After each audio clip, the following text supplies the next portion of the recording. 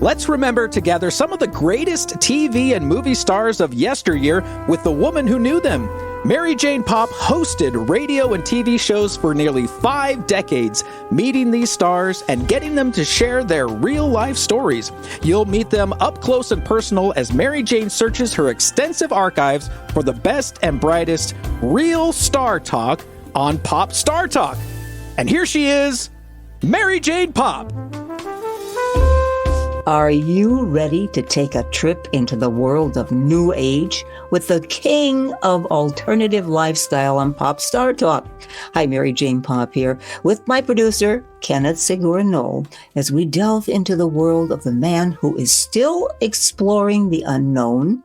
He is none other than the most prominent New Age guru and alternative medicine advocate, Deepak Chopra.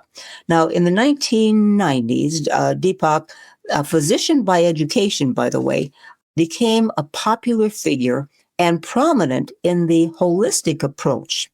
Chopra claims that a person can attain perfect health, free from disease, and may even live forever. I don't know about that one, but that got my attention. So along with one of his books that we talked about, he has written a multitude of books on just about every subject of life, Ken. Do you know much about Deepak Chopra, Ken?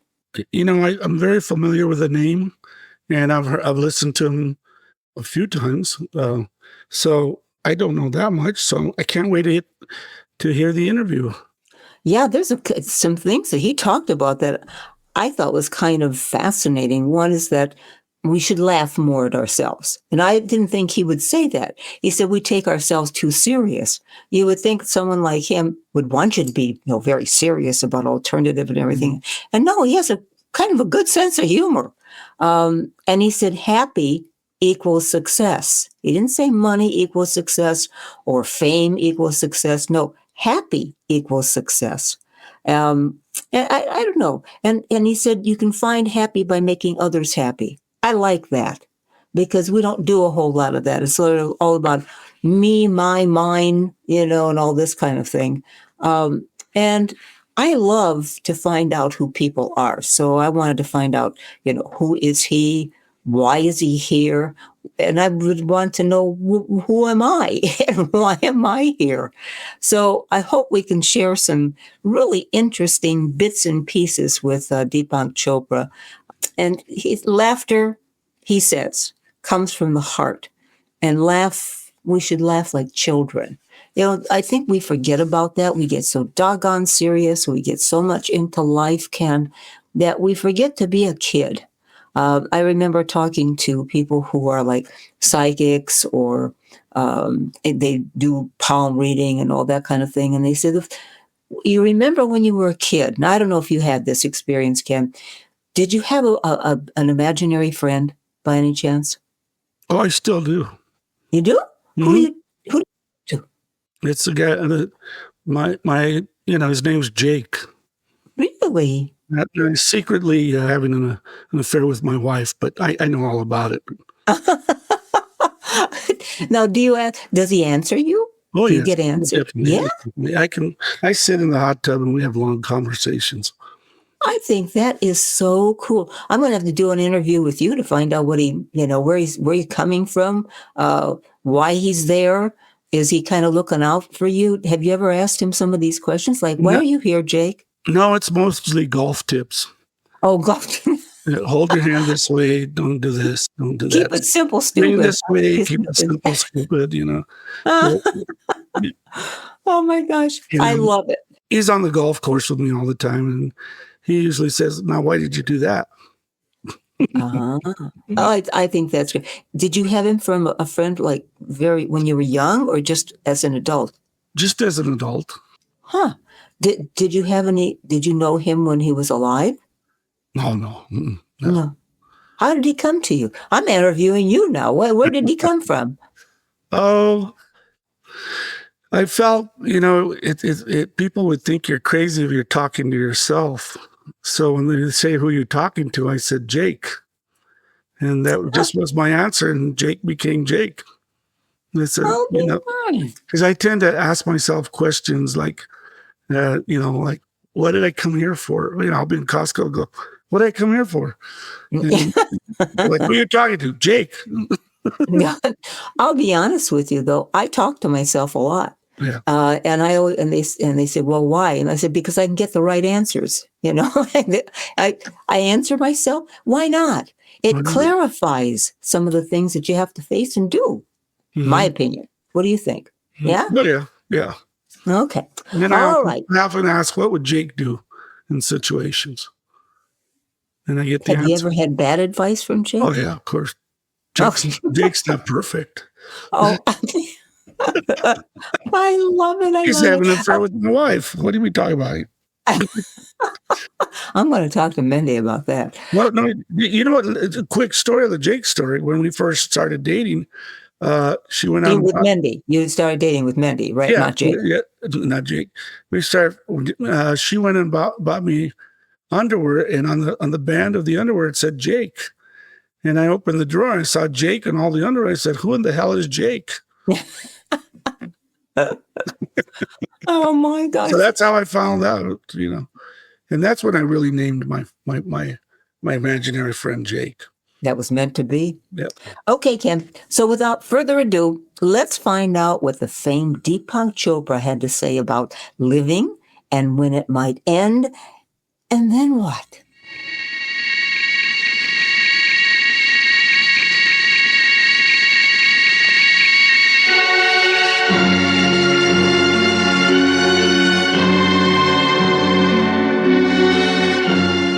How can you not be inspired by Deepak Chopra, chairman of the Chopra Center for Well-Being? Well, Mike Myers was and is, as his new flick, The Love Guru, opens in theaters on June the 20th. And we are inspired by Deepak Chopra because although he has a serious side, he really can lighten up and believes comedy helps with overall joy and happiness. And that's why I love his new book, Why God is Laughing, The Path to Joy and Spiritual Optimism. Now, Deepak Chopra needs no formal introduction, for he inspires everybody. By the way, Deepak does make a cameo appearance in The Love Guru. Deepak, nice to have you with us on Pop-Off. Thank you. It's nice to be with you again. Yeah, it's such a pleasure. I know I spoke with you last year, and I was so inspired because you do have a sense of humor. You don't always take life so doggone seriously, and hurrah for a change.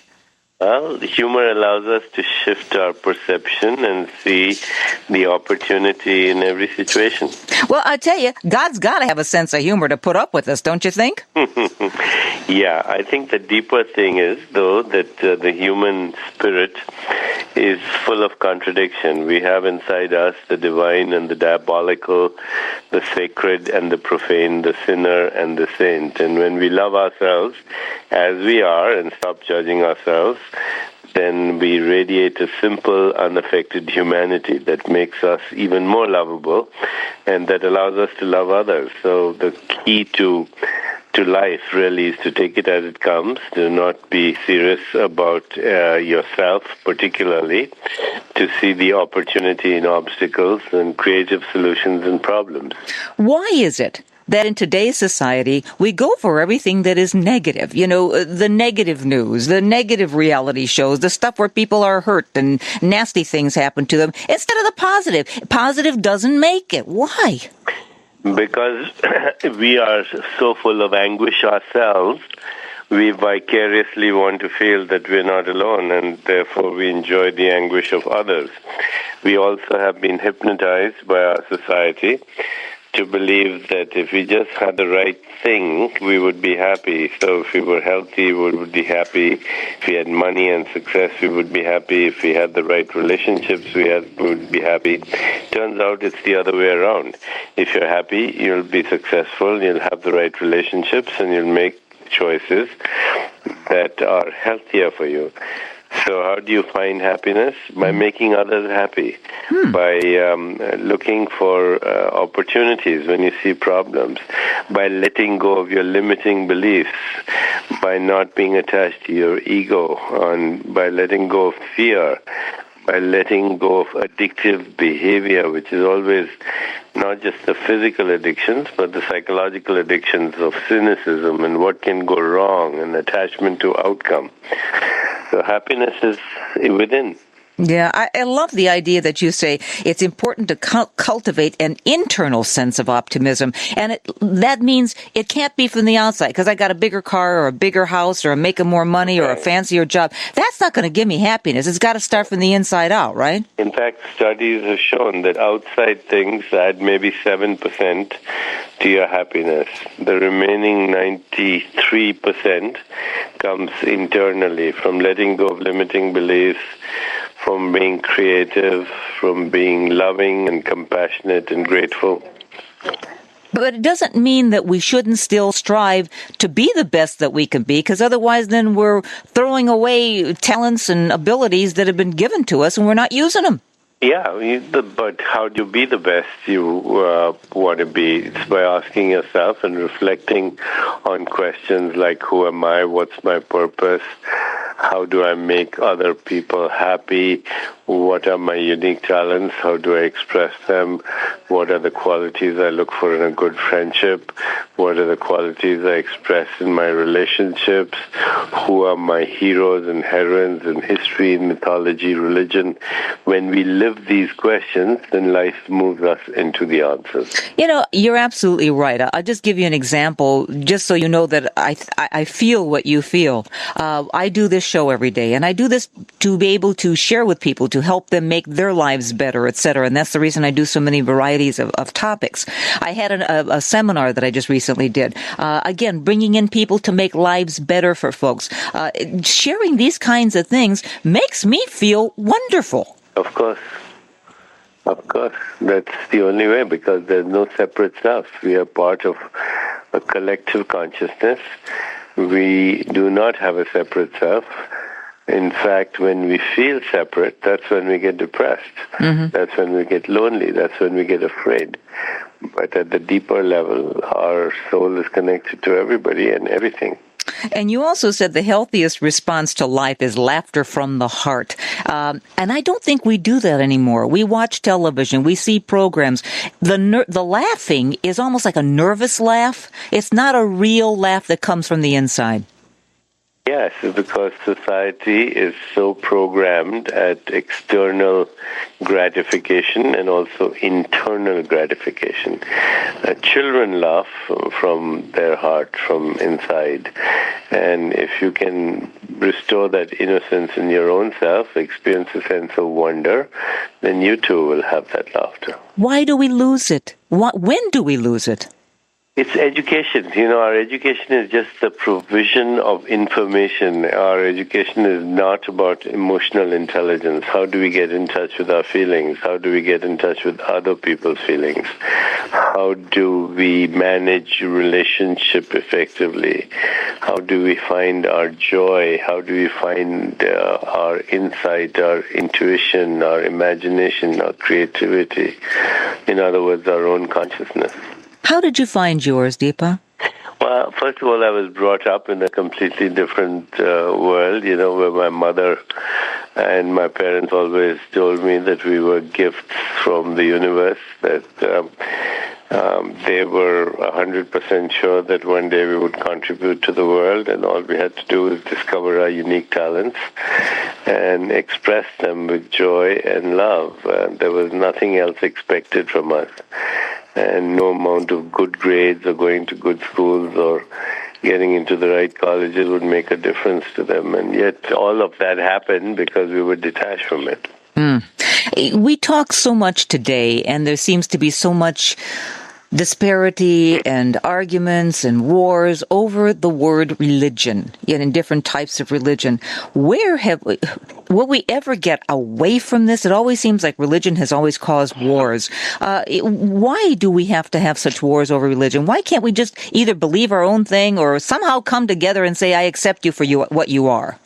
I think religion is essentially, if I may say so, primitive and divisive and quarrelsome. It began in tribal times, and we still hearken to that tribal tendency. So religion is ethnocentric. The religion is frequently racist and bigoted. It's exclusive. hence all the wars in the name of God. 35 wars in the world, all in the name of religion. We are now having to understand that religion has not kept up with all the knowledge we have in the world through cosmology, through evolution, through biology, through physics, through mathematics, through all the sciences. So there's a big conflict between intelligent science and religion. And yet we have deep questions. Where did we come from? What is the meaning and purpose of our life? Do we have a soul? What happens to us after we die? Does God exist? Etc. So we need to find new answers that are consistent with an intelligent understanding of the universe. And that is found in the evolving spirituality of our times, where we begin to understand that there is a domain of awareness which is beyond our personality, where we experience our universal self. There is a domain of awareness where we find insight and intuition and imagination and creativity and conscious choice-making and love and compassion. And that if we can have this experience, then that would be a truly religious experience. Most people who are religious, they're believing in somebody else's religious experience. They've never had the experience on their own. If I was pointing to the moon, you should be looking towards the moon, not holding on to my finger. So that's what we end up doing in religion. It's unfortunate, but religion is outmoded.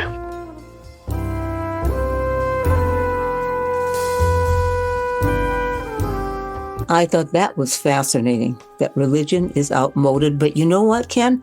It is funny because a lot of reports now are saying that people are becoming more, quote, spiritual and not necessarily following a specific religion or accepting all religions, and just be more spiritual about what you do in life.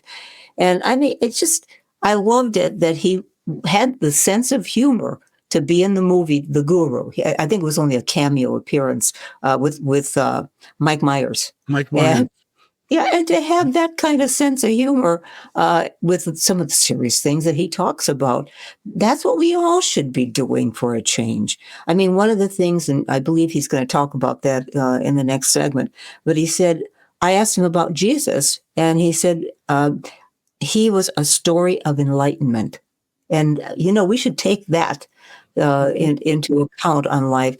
We keep learning, keep opening yourself up to the possibilities and the fanaticism that is in our world today. And he said, it's a cover-up. Fanaticism is a cover-up for insecurity. Doesn't that? These are things that kind of, when you listen to them, it makes sense, doesn't it? Yeah, and it's basic, and we try to complicate things sometimes. And, we are very basic humans, when it gets down to it. We eat, sleep, and a few other things, but that are basic, and laugh, laugh a lot. We need more laughter in the world, but not laughing at each other, laugh with each other, you're like a little kid when he makes fun of another kid and they laugh. That's not good. But when they do something funny that they all laugh together, that's good. So let's all laugh together. I try to look at things in humor ways all the time. There's a fine line between tragedy and humor, and sometimes it's the humor that keeps you in line to survive the tragedy. Yeah, because tragedy, we're human, and there's always going to be some tragedy. I call it the good, the bad, and the ugly. There's always going to be that part of our life. But you have to be able to take it one day at a time, be the best person you can be, and also laugh with, not at. And just enjoy every single day, because you never know. I always used to say there's a big old calendar in the sky and there's a number on it. And when your number comes up, it doesn't matter who you are, what you are, how famous, how rich, doesn't matter. It's your number. And it might be today, it might be tomorrow, it might be many years from now, but just enjoy each day because we don't know when that number is going to come up. Mhm. Well, I'm towards the end of the calendar in my age. Are you? Don't look at it that way. You got to look at, because Well, you never know. That's when it becomes more fun. I mean, Really? you don't have to worry about what the future is. You don't have to worry what people are going to think because, you don't have to live with them that much longer. So you have fun. It's interesting that you say that because I've had veterinarians on my other show, Mhm. and it's interesting what they say. They say animals, especially dogs, they do not think about yesterday. They don't think about the future, tomorrow. They live in the moment, today. And, that's a good lesson to learn for us humans. And we learned it from our dogs because they do live in the moment. Jack and Daniel, your two dogs do. My two dogs, Ice and Trekker, right? That's right. They just want to know what treat they're going to get. Well, they learn how to open the door and let the flies in. Yeah. Oh, yeah. That's why I have this fly swatter around. I know. I was wondering about that while we were listening to the interview. I saw you with the flight swatter, and I said, "What the heck is he doing? Chasing flies." My daughter-in-law one time says, "Ken, you love all animals." I said, "That is not true. I hate flies." Well, I always look at it this way. I don't mind bugs. I try not to, squish every bug that I see when I go for a walk or anything. But, if they're in my house, you don't belong here. We'll go back outside. You can stay outside. You're okay. Oh, well. But see, most bugs don't bug you, but flies bug you. Okay. So those things that bug you are the things that you don't like. How about mosquitoes? Okay, you added another one. Okay. See, I knew. They don't bug you. It's different. They just bite you. Yeah, they draw your blood. And that's it. No, flies, that's why I had to go get the fly swatter. I'm sitting here and there's this fly landing on me. And on the mic and here and there, you're bugging me. And the fly is looking at me going, Yeah, try and chase them. Okay, so I was also very curious about what happens when we die. I mean, we got Deepak Chopra here. I can ask that question. So we hear that, and I don't know if you've heard this, Ken, that sometimes we lose so many ounces of weight when we die. Or some people actually see like a puff of smoke or something coming out of the body as their loved one passes on. But the soul goes on. So I had to ask Deepak, what is the soul? Well, first of all, there's no difference in the body. If anything, the body loses weight because of dehydration. Okay. So there is no difference in the weight. The soul is the consciousness with its memories and its desires and its potential for creativity and manifestation. And that consciousness is not in the body. Just like when you're listening to the radio, the speaker, people who are listening to us right now don't presume that we're in their radio sets. Mm-hmm. The radio sets are instruments that are trapping energy and information and localizing it and producing sound. And so it appears that we are speaking through the radio, but we are not in the radio. So too, your real self is not in your body. It's non-local, which means it has no location in space-time. It's eternal. It has no beginning. It has no ending. And it uses the body for communicating. So the body and the brain are instruments. We are not the instruments. We are the user of the instrument.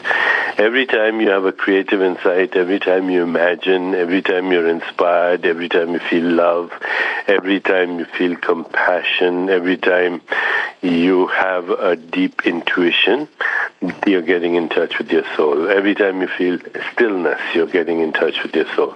It's in the space between your thoughts. So that soul is what goes on. Yes. So the question that everybody wants to know, and maybe we'll never know till we get there, where do we go from here? We don't go anywhere. We're here. We just lost a line of communication. If a house collapses and the walls come down, nothing happens to the space. The space now is unbounded. It has no definition. So you can build another house in the same space. So just like the space cannot be created or destroyed, the soul cannot be created or destroyed. It finds a new way to express itself through its own creativity. If two people are speaking on the phone, the lines get cut off, then that doesn't mean the people have disappeared. Only a line of communication has been disrupted for the time being. We may think of it as the Twilight Zone, but you know what? It is not the Twilight Zone. It is like Deepak Chopra just told us. It's a connection. We always are, always have been, always will be, and it keeps going on. It's on and on and on. Deepak Chopra is with us, of course, the name of the book, Why God is Laughing. And, of course, he got involved with the movie called The Love Guru with Mike Myers. Before we do that, I really want to get your definition, because I had an argument one time, Deepak, with a scientist who said there is no such. You can't tell me that there's a God. You can't prove that there's a God. It's all faith, etc. And I gave him a definition of what I thought God is, because I learned it in catechism when I was in Catholic grade school. It said God always was, always will be, and just keeps going on and on. And I said, if you defined the word energy for me, isn't that the same thing? It always was, always will be. It can change forms, but it never goes away. Isn't that what you're basically telling me, that we are and one with God? Yeah, we are one with God, but it's not energy. It's the source of energy and also intelligence, because energy in the universe is not random. It's organized into biological organisms and natural laws. So God is infinite intelligence, infinite consciousness that orchestrates the energy, information, space-time, and the objects of the universe. God is pure potential that differentiates into all of this. God is therefore infinite love, infinite compassion, infinite understanding, infinite creativity, omniscient, omnipresent, omnipotent, the simultaneous creator of information, energy, and matter. Will we ever get to that point? I always used to think heaven to me would be total knowledge, really understanding it all. Heaven is a state of consciousness. That's all it is. It's a projection of our own consciousness. Really? And fascinating. But it being one with God, then hopefully one day or sometime in the space continuum, we will understand all this? I think we can understand it right now. Heaven is upgrading the illusion, hell is downgrading the illusion, and what we are experiencing right now is also the illusion. It means that it is a projection of our consciousness. We create it based on our deeper intentions and desires. The only thing that's real is the consciousness itself. Everything else is a projection of that consciousness. If we have this negative consciousness that you're talking about, instead of raising it to the level of, like you said, the heavenly consciousness, can that bring on bad things for the body materially? In other words, bad health, bad conditions, bad mind, all these kinds of things? Well, it's generally known that when you have stress, then you have a higher incidence of cardiovascular disease, cancer, infection, and stress is basically always being at war with yourself and with the world. It's the perception of physical or emotional or psychological threat. On the other hand, if you're joyful and feel connected and have laughter inside you, then your body makes things like dopamine and serotonin and oxytocin and opiates, which fine-tune your immune system and also act as antidepressants. So your body's chemistry is definitely another projection of your state of consciousness. Now, Mike Myers said that you had such a great impact on his life and his comedy. How did you meet Mike, or how did Mike meet you? I met him 15 years ago. He was interested in spiritual philosophy, particularly from the East, and I realized he was a good scholar and knew a lot about it, and so we spent a lot of time together. And later, when he started doing improv comedy in the Village in New York, he asked me to join him once. We did a special on the Sundance Channel, and then when he decided to do this movie, he wrote a script and he asked me to look at it. Mm-hmm. What did you think of it when you first read it? I thought it was hilarious. I can imagine. But is it kind of poking fun, though, at the Hindu religion? How do Hindus, how do you think they If respond? it's poking any fun at anybody, it's poking fun at me. Oh, okay. But, fundamentalists always get annoyed. It's the way they attract attention. It's a cry for self-importance. If you're so easily offended, you're not very religious. You know, I'm so glad you said that, because we have our own beliefs. We have our own inner fortitude, and whatever that fortitude is. And it's like you said it at the very beginning. We take ourselves way too seriously. Laughter is probably the best medicine that we could have. Yeah, laughter allows you to get in touch with your soul, with your deeper self. Now you actually do a cameo appearance. Do you play yourself? Yeah, he's, the part of one of the themes in the movie is that he's upset that he's number 2 and Deepak is number 1. So I finally get to see him and say, you can be number 1. Amazing. Now, what gave you the inspiration to write Why God is Laughing? I realized that, most religious people are extremely serious and self-important, and we find very little laughter or humor in religion.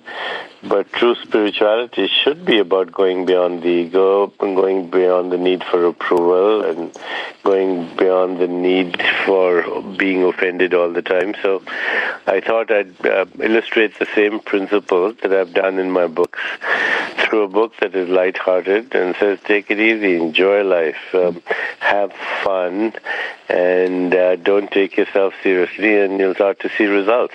Yeah, absolutely. Well, it loosens things up and allows you to be more creative and open up your mind to the possibilities. When you're natural, then you're, of course, more creative. When you're serious and worried, you're not so creative.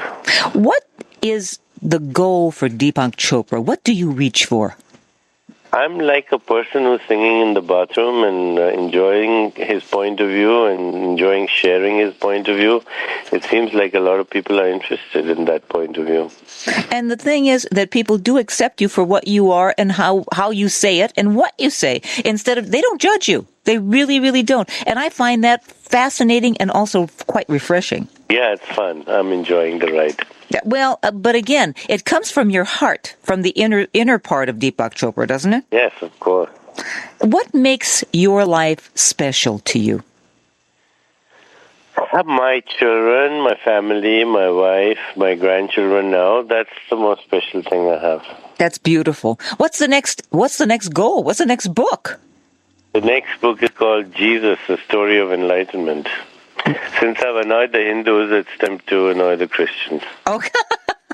Good for you. I love it. What kind of, are you into writing it already? I've almost finished it, yes. Fantastic. So how do Hindus view Jesus? Hindus view Jesus as one of the greatest teachers, as an incarnation of God. And they do believe that Jesus was divine, but they also believe there are other people who've been divine. Amazing. Why is it that we have to be so specific? He was the Son of God. He was this. He was that. Instead of just accepting what he was trying to teach us. Yeah. Besides, if you look at the Greek Bibles, originally, he's called himself a Son of God or of the nature of God. He refers to Ruach Adonai, which is the Spirit of God that animates all beings, the Spirit that is mentioned in the book of Genesis. The Lord God made man from the dust of the ground and breathed it into his nostrils, the breath of life, and man became a living soul. We are part of that Spirit. We share that breath. We share that mind. We share that consciousness. Does it not annoy you, and perhaps you have the spiritual tenacity not to have that being upset about it, but I do. When you have the Islamic terrorists, and obviously there are many people of the Muslim religion who are not, so I don't want to put all of them in one bailiwick, but you have these fanatics who is, you don't believe that I believe, you're going to be dying, you're going to be dead. That's it. It's all over for you if you don't believe the way I believe. What has caused this fanaticism in our world? But fanaticism is not just in Islam, it's in every religion. The Hindus can be fanatics, they just happen to be vegetarians. Yes. You have fanatics everywhere. Fanaticism is a cover-up for insecurity. These people deserve even more love and compassion and understanding. Yeah, but if they don't kill us first. If they don't kill us first. Well, part of the reason they kill us is that we dismiss them and are not, even aware of their values. I was part of a survey that was done by Gallup poll. I mean, I participated in the creation of that. And what people want is to be spoken to respectfully, to recognize that there's perceived injustice on both sides, that there's a room for forgiveness, that there's no belligerence, that there's use of emotional intelligence, that there is an attempt to understand different people's values without proving them wrong, that there is a recognition that fear is on both sides. There's a lot of good principles that can be used to resolve conflicts and even actually disarm your enemies. But we don't use them because we're so brought up to think that the only way to get rid of an enemy is to destroy him. But actually the only way to get rid of an enemy is to make him a friend. Do you think we'll ever reach a point where we're not going to have that animosity? I hope so. I mean, we're laying the seeds for it now. Good for you. And please keep up those seeds. We need all the help that we can possibly get. Thank you very much. That. Why God is Laughing, it's available, I assume, every place, correct? Yes, it is. And you also have a website, don't you, Deepak? Yeah, it's just my name, deepakchopra.com. Fantastic. We will look forward to the movie, The Love Guru. And I'm going to be looking for you. And when I see you up on the screen, I'm going to wave to you, okay? Okay. Terrific. Deepak, thank you so much for being with us on Pop Off. Thank you. Keep up the good work. We need the heart and soul that you have. Thank you. Take care now. That's Deepak Chopra. I tell you, doesn't he have good common sense, Ken? That he said so many things in 8 minutes that, wow, were so... Deep. That's why his first name is Deep. No. I gotta find his number and see if we can get him back again, because there was something that I saw in my research that he's been talking a lot about the artificial intelligence that we have now. Mm-hmm. But he said artificial intelligence and spiritual enlightenment go together. And I've got to find out what he means by that. That fascinated me, how artificial intelligence, which we're afraid is going to take over, also can help with our enlightenment. You know me, I say nosy, but I'm curious. I'm curious about that. So I'm going to see if I can find him to come back again and let us know. Well, somebody said, why do we need artificial intelligence? And it just hit me. And I said, well, it's because we haven't figured out how to educate our children.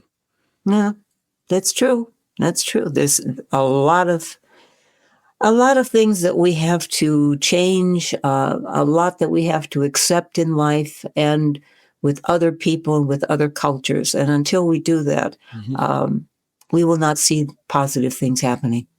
No, I hate but to say it. he said some great things. I'll have to go back and take notes. Yeah. And also, I'll have him back again, and then you can tell me what you want me to ask him to. So, right. Well, anyway, Ken, thank you so much. Greg, our engineer, thank you too. I'm Mary Jane Popp, and I promised you a myriad of guests with celebrities and perhaps a look at the deeper meaning of life. And I hope I followed through with that promise with Deepak Chopra. Now, I'll have to check out what he's into these days after he wrote Why God is Laughing. And I'm probably saying that God is not only laughing, but he's rolling off his chair now. Till our next time together, Ken and I hope that you will once again have celebrities in your life through Pop Star Talk, famous and infamous, to entertain and enlighten you and me. Till then, live simply, laugh often, love deeply, dare to dream, and Ken, give my best to Jake. Okay.